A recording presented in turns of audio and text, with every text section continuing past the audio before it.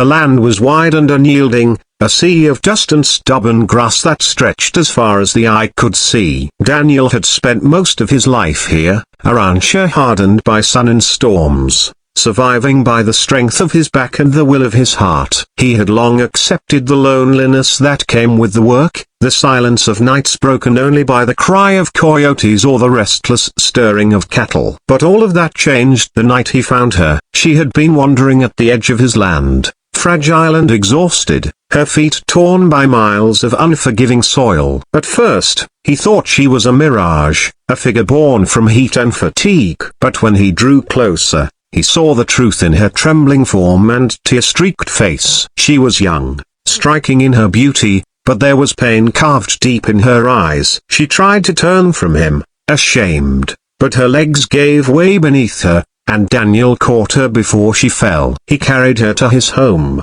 laid her gently on his bed, and gave her water as she clutched the cup with trembling hands. For hours, she said nothing, only stared at the floor, her shoulders tense as though expecting another blow from fate. When she finally spoke, her voice was soft and broken, but each word carried the weight of a life uprooted. She told him she had been banished from her tribe. The elders had claimed she was cursed, that her body, fuller than the other women, had stirred envy, whispers, and conflict. What should have been a blessing of womanhood became, in their eyes, a source of imbalance, a shame. Rumors twisted into lies, lies hardened into accusations, and one day, the council declared she could no longer belong. They stripped her of family, of home, of identity, casting her into the wilderness with nothing but the clothes on her back and a heart fractured beyond repair. Daniel listened, his jaw tight, his chest burning with anger at the cruelty she had endured. He had no tribe, no elders to answer to, but he knew the sting of loss, the ache of being left with nothing but memories. He told her she could stay as long as she needed, that his home, though humble, had room enough for two souls who knew what it meant to be alone. She looked at him with tears glistening in her eyes, disbelief warring with hope, and for the first time in years, she felt the weight on her chest lift.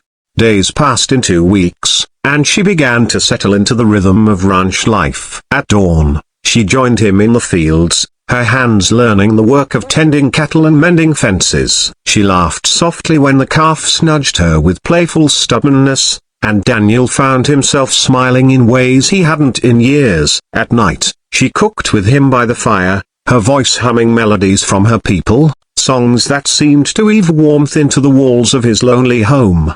Though her spirit began to heal, shadows still lingered in her eyes. Some nights, Daniel woke to find her standing outside, her face turned to the stars, whispering prayers in her native tongue. Other times, she would fall silent in the middle of laughter, as though a memory had gripped her too tightly to let go. He never pressed her for answers, but he showed her with quiet patience that his ranch was a place of safety, a place where no one would condemn her for who she was. Slowly, she began to believe him. It wasn't long before their bonds deepened. What began as companionship grew into something stronger, forged by labor, silence, and shared struggle. Daniel was a man of few words, but his actions spoke volumes. He fixed the roof so rain would never touch her bed. He built a new water trough so the cattle would thrive, ensuring their survival together. And when he caught her staring at the horizon with fear, he would place his rough hand over hers,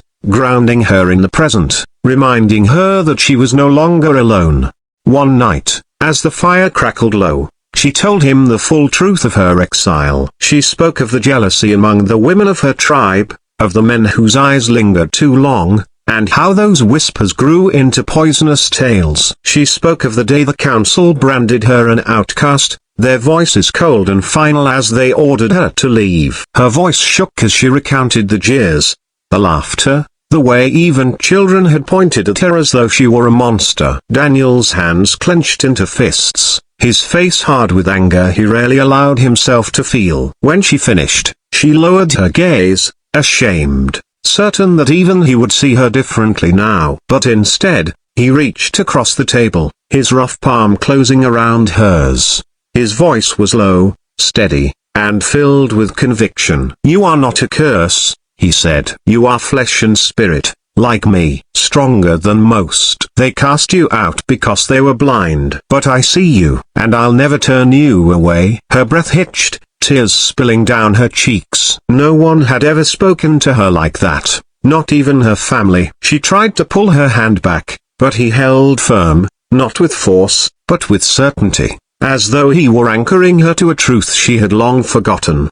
The days after that were brighter. She laughed more, worked with renewed energy, and even began to teach him some of her people's ways, how to read the signs of the wind, how to weave herbs into medicine, how to listen to the rhythm of the earth. Daniel, in turn, showed her how to mend saddles, how to ride the stubborn horses that roamed the ranch, how to face storms without flinching. Together, they became something stronger than either had been alone. But the past was not finished with her. One summer evening, as Daniel rode the fence lines, she heard voices carried by the wind. Harsh, bitter voices that froze her blood. She stepped outside and saw 3 men from her tribe, their faces painted, their eyes filled with contempt. They had come for her. They called her names, spat old accusations, declared that her presence even outside the tribe was an offense to their gods. Fear gripped her heart, her knees weakening beneath her. For a moment,